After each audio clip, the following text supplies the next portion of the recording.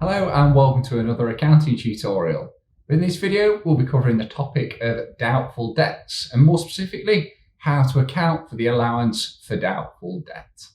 Well, firstly, you could hit the like button, subscribe to the channel and click the bell icon. It will be hugely appreciated. I'll be bringing regular content to the channel to try and help you further your accounting knowledge and hopefully help with your exam preparation. So the aim of this session is to give you an understanding of how to create an allowance for doubtful debt in the accounts. But firstly, what is a doubtful debt?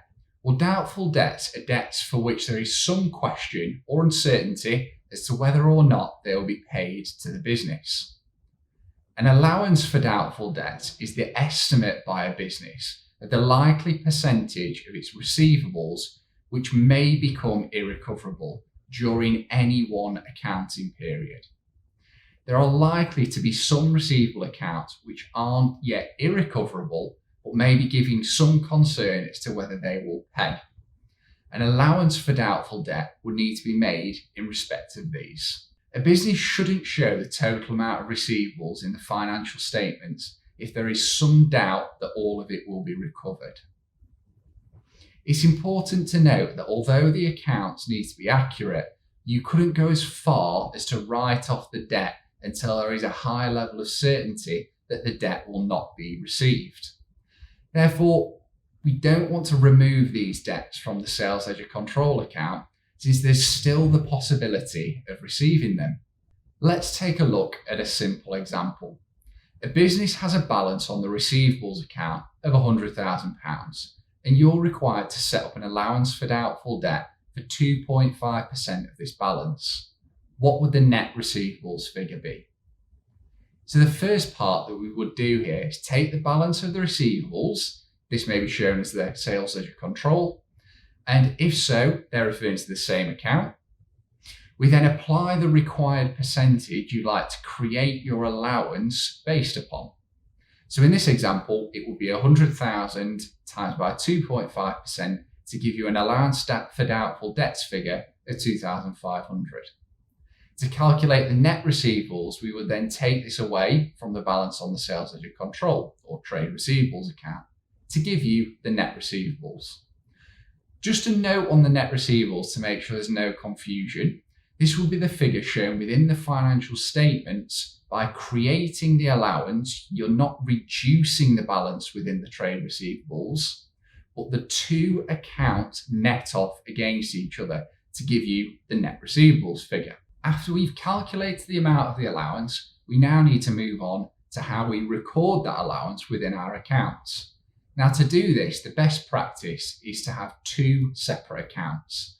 The allowance for doubtful debts, which would record the total allowance, and the allowance for doubtful debt adjustment, which records the amount needed to adjust the total allowance each year. Think back to what we've said so far.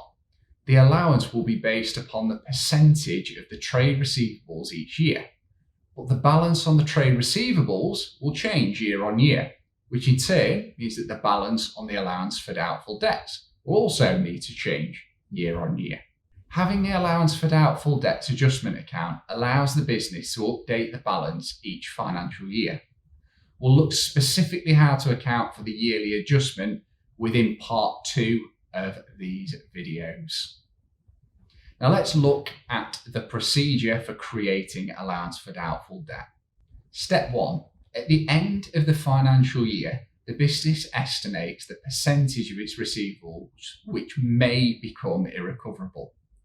Step 2, the allowance is then calculated based upon the agreed percentage of those trade receivables. And then step 3, the business would then record the allowance within their ledgers by debiting the allowance for doubtful debts adjustment account and then crediting the allowance for doubtful debts account. At the end of the financial year, the balance on the adjustment account would then be transferred to the profit or loss, reducing the balance on the account to 0. Then the amount within the allowance for doubtful debt will be shown in the statement of financial position as a reduction to the trade receivables. The balance would then be carried down into the following year. Right, I'd just like to take a moment to touch on irrecoverable debts and how they fit in with the allowance for doubtful debt. The really important part to remember here is that if there are any irrecoverable debts that have been identified, these need to be taken out of the trade receivables before you calculate the allowance for doubtful debt. There's absolutely no point in creating an allowance against a debt you know you're definitely not going to receive. Let's now move on to a case study to bring this all together. Hawkins Limited has trade receivables of £84,000.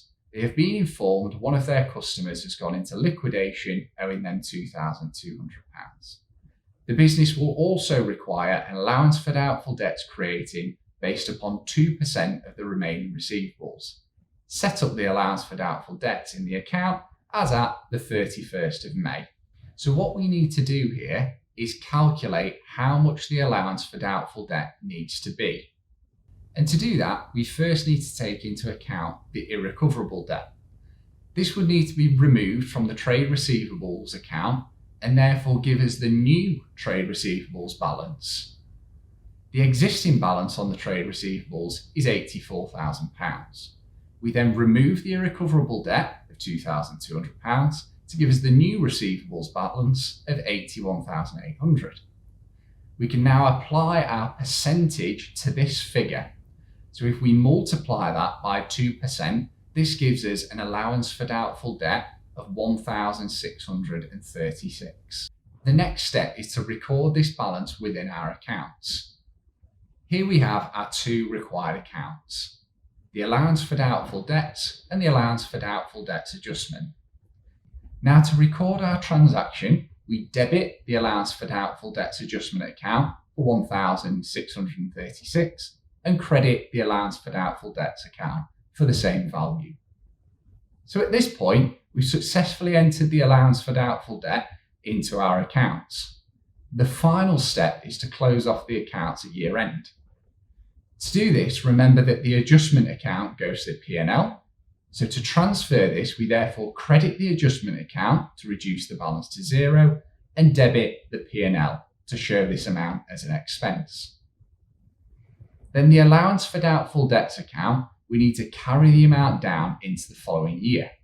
So we'd start on the first of the next period, in this case that will be June, with the balance on the allowance for doubtful debt account brought down back onto the credit side.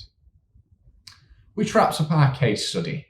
Now the last bit before I speak about part 2 of this video is just to briefly touch on the specific and general allowances.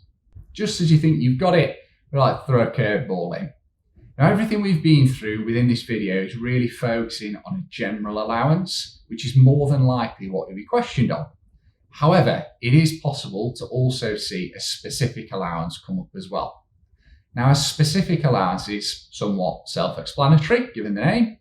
It would happen when we have a particular customer who's looking quite unlikely to pay. And what we can do is apply an allowance to that specific debt before then calculating the general allowance.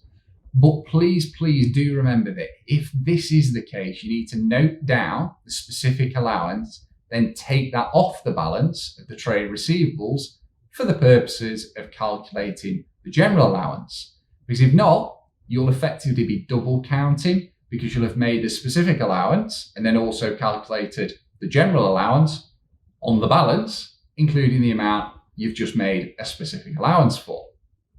And to just demonstrate this in a simple example, if we had trade receivables of 100,000 within this figure, we then made a specific allowance against a debt for 5,000.